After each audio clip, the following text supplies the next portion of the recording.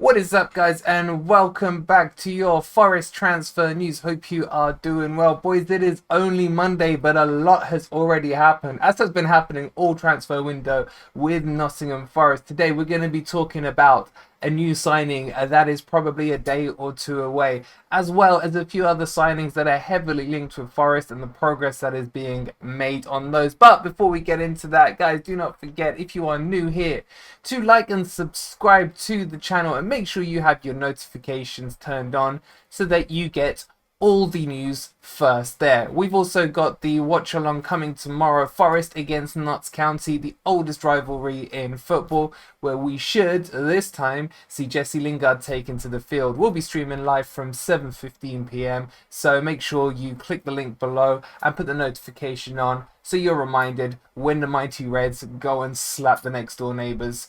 Let's get into the video, boys, and let's talk about the first player that is going to be coming in, and it's a good one. It's one we mentioned last week, and he is very, very close to being signed, and that's Mangala.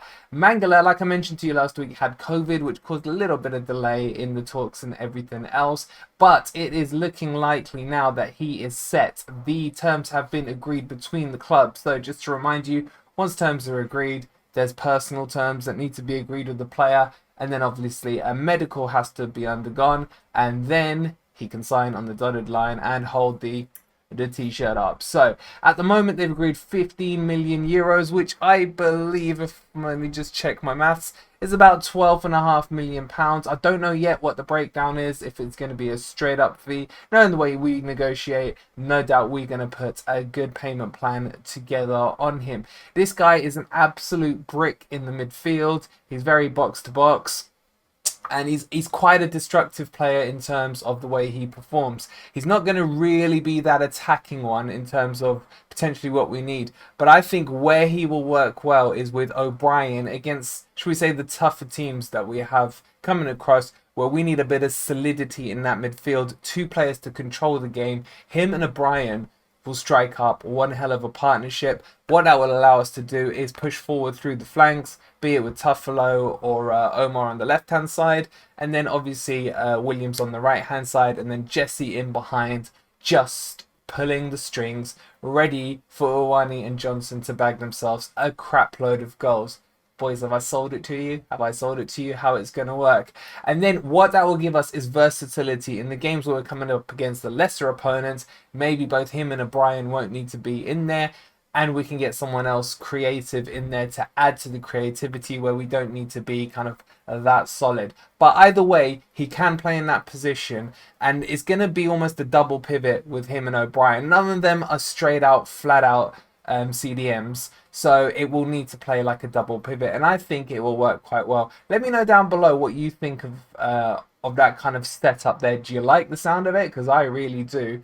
And would you like to see him with O'Brien, or him with Yates, or him with Colback? What's your kind of 2CM combo if we do get this over the line? But it is looking very likely that this one is coming over the line. Let's move on to the next item on the agenda.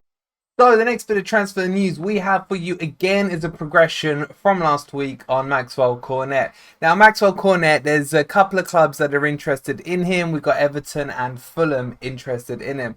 However, Everton seem to have been the front runners. Forest have now taken over in that aspect, but it's a bit weird in terms of what I'm hearing. I think I saw it reported in the Nottingham Post and a few other sources about how this breakdown is going to be. There's talks of a potential £5 million loan with then a £20 million fee being paid next year at the end of the loan, so like a loan to sale kind of deal.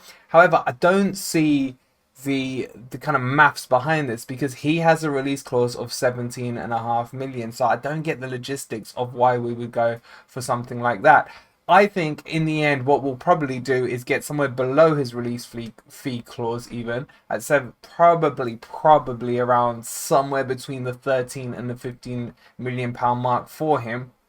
And he is going to be such a versatile player. He plays up front, he can play left back, he's okay-ish at, say, a left mid position, but he has goals, and he scored a lot of them in a crappy Burnley team that was struggling last year, especially at the start of the season. He was extremely hot. I think he's going to be really versatile, and he's got that prem experience, that phrase that I hate.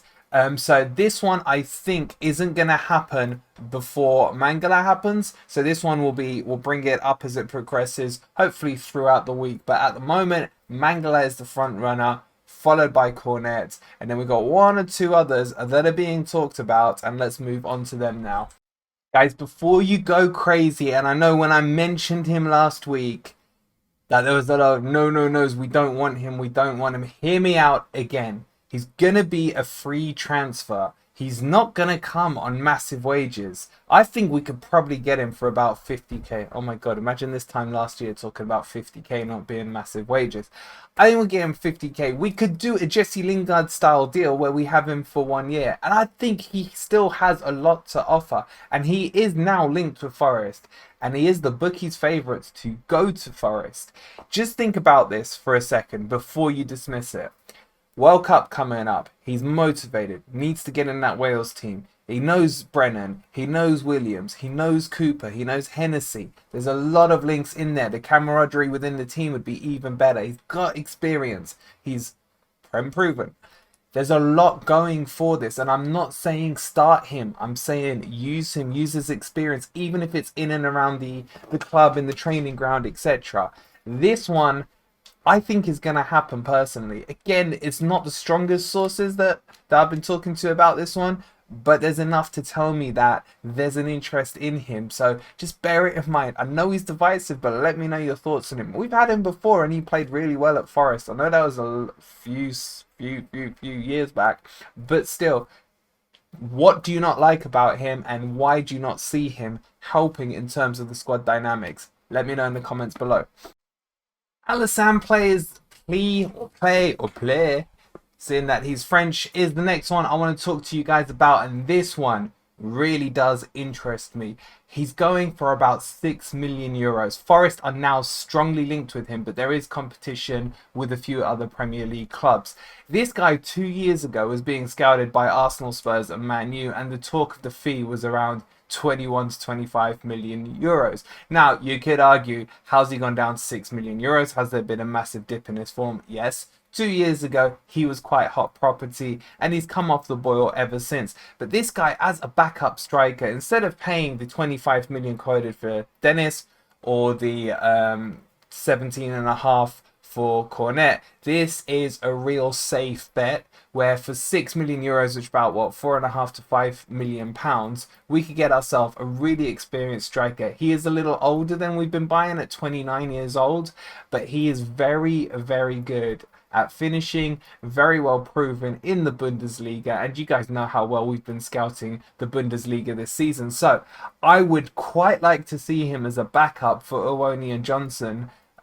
Maybe comes on 70th minute. He can hold the ball up. He's got 2 good feet. He can finish well. For the price he's going at, it's peanuts. Again, 5 million, peanuts. Nottingham Forest.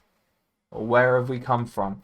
But this guy I quite like. Let me know your thoughts on him. Would you rather see him or Dennis? Remember the price gap. Dennis is quoted at 25 million pounds. This guy, we're looking at 5 million max for him.